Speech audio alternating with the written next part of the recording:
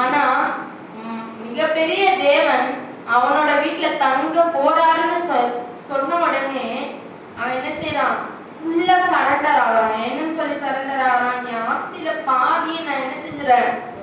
ஏழை மக்களுக்கு கொடுத்துட்டேன். ஏன்னா நான் அநியாயமா என்ன செஞ்சிருக்கேன்? அதெல்லாம் சேர்த்து வச்சிருக்கேன்.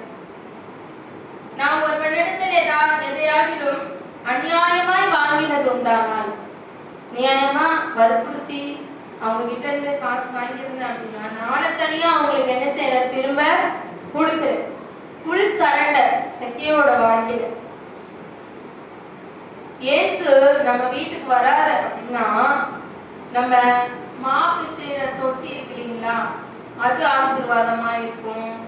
அப்புறம் என்னது, நம்ம சம்பாதிக்கிற சம்பாத்தியம் ஆசீர்வாதமா இருக்கும். அப்புறம் நம்ம வீட்டுல ஏதாவது குறைகள் இருந்தா அதெல்லாம் என்ன செய்யும்? நிறைவாகும். இதெல்லாம் நம்ம யோசிக்கிறோம். ஆனா கர்த்தர் நம்ம வீட்டுக்கு வந்தாரு அப்படின்னா, நம்ம பாவத்துல இருந்து நம்ம என்ன செய்வோமா? மனம் திரும்புவோம். உண்மையாவே இயேசு கிறிஸ்து நம்மளோட வீட்டுக்கு வந்தாரு அப்படின்னா, நம்ம கிட்ட இருக்கிற பாவங்கள் எல்லாம் என்ன செஞ்சிருமா? போயிடும். நம்ம ஃபுல் சரண்டர் ஆயிடும். நம்ம ஃபுல்லா நம்மள கர்த்தருக்கு என்ன செஞ்சிரும்? நம்ம ஒப்பு கொடுத்துருவோம். சக்கியோட வாழ்க்கையில என்ன நடந்ததோ அது நம்ம வாழ்க்கையில என்ன செய்யும்? இயேசு வரும்போது நடக்கும். சரிங்களா? அப்போ நம்ம இயேசு நம்ம வீட்டுக்கு வந்திருக்காரா, நம்ம கிட்ட வந்திருக்காரான்னு சொல்லி நம்ம என்ன செய்வோம்? யோசிச்சு பார்ப்போம். நம்ம இன்னும் பாவத்திலே தான் இருக்கோமா, இல்ல ஃபுல் சரண்டரா ஆண்டவருக்கு நம்மளை ஒப்படைச்சிட்டோமா? இயேசு நம்ம வீட்டுக்கு வந்தாரா அப்படின்னு சொல்லி நம்ம என்ன செய்யணும்? சிந்திச்சு பார்க்கக்கூடிய மக்களை என்ன செய்யணும்? நம்ம இந்த கடைசி காலத்துல இருக்கிறோம். சக்கேயு இடத்துல ஆண்டவர் வந்ததும் அவன் பாவத்தை விட்டு என்ன செஞ்சான்? மனம் திரும்பினான். இயேசு அவனை நோக்கி, இன்றைக்கு உன் வீட்டுக்கு ரட்சிப்பு வந்தது. ஆண்டவர் சொல்றாரு ஆசீர்வாதம் அப்படின்னா, ஆண்டவர் எது சொல்றாரு? ஒரு வீட்டுக்கு போனா அவங்கள நம்ம பிளஸ் பண்ணணும், சமாதானத்தை அவங்களுக்கு நீங்க சமாதானமா இருங்கன்னு சொல்லிட்டு வரணும். ஆனா ஆண்டவர் சக்கேயு வீட்டுக்கு போகும்போது என்ன சொல்லிட்டு வந்தார்? இன்னைக்கு உங்க வீட்டுக்கு சமாதானம் வந்ததுன்னு சொன்னாரா? ஆசீர்வாதம் வந்ததுன்னு சொன்னாரா? இல்ல, அதுக்கும் மேலான ஒரு காரியத்தை ஆண்டவர் சக்கேயு இடத்துல என்ன செஞ்சாரு? சொன்னார். இன்னைக்கு உங்க வீட்டுக்கு ரட்சிப்பு வந்தது, விடுதலை வந்தது அப்படின்னு சொல்லி ஆண்டவர் சொன்னார். பாருங்க, யாக்கோபு கேட்ட ஆசீர்வாதம் எந்த ஆசீர்வாதம்னு சொல்லி நம்ம தியானிச்சிருக்கோம் பைபிள்ல. என்ன ஆசீர்வாதத்தை யாக்கோபு கேட்டார் ஆண்டவர் இடத்துல? அவருக்கு தான் 2 பரிவாரங்களோட அந்த இடத்துல இருந்து திரும்ப வந்தார் இல்லையா? அவருக்குன்னு எந்த ஒரு குறையுமே இல்லை. அப்ப அவங்க மாமா வீட்டுல இருந்து வரும்போது கூட அவர் என்ன செஞ்சாரு? ரொம்ப ரிச்சா தான் வந்தார். எல்லாமே இருந்துச்சு அவருக்கு.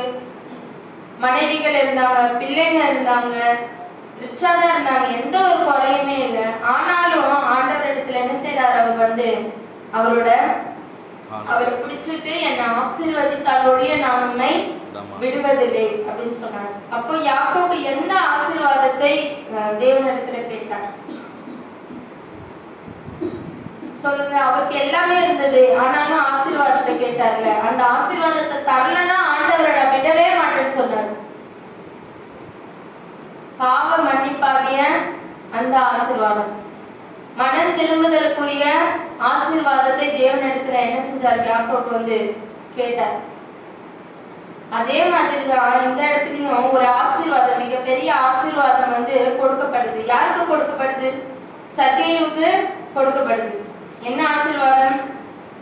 ரட்சிப்பு என்கிற மிகப்பெரிய ஆசீர்வாதம். ரட்சிப்பு நம்ம வீட்டுக்கு வந்துட்டாலே ஆசீர்வாதம் ஆட்டோமேட்டிக்கா வந்துடும். சமாதானம் நமக்கு அதுவாவே என்ன செஞ்சிடும்? தன்னால வந்துடும். நிம்மதி வந்துடும். எல்லாமே வந்துடும். இயேசு வந்தா நம்ம வீட்டுக்கு என்னது? ரட்சிப்பு. அப்ப நம்ம வீட்டுக்கு ஃபர்ஸ்ட் யார் வரணும்? இயேசு வரணும். நம்ம வீட்டுக்கு யார் வரணும்? இயேசு வரணும். இயேசுவை நம்ம வீட்டுக்கு நம்ம அழைக்கிறோமா? ஃபர்ஸ்ட் நம்ம ஜபத்துல, ஏசப்பா நீங்க வீட்டுக்கு வாங்க, என்னோட இதயத்துக்குள்ளார என்ன செய்யுங்க?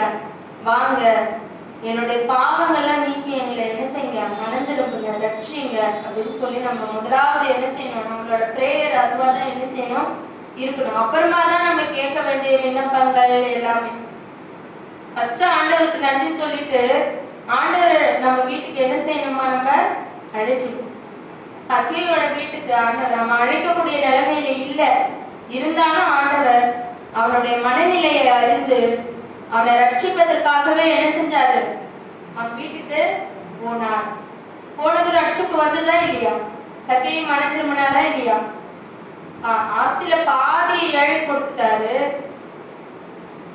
ஒரு தனியா வாங்கியிருந்தா அவங்களுக்கு எத்தனை தனியா நான் திருப்பி கொடுப்பேன்னு சொன்னாரு? 4 தனியா திருப்பி கொடுப்பேன்னு சொன்னாரு. அவர்கிட்ட வேற ஏதாவது லேண்ட் இருந்திருக்குமா?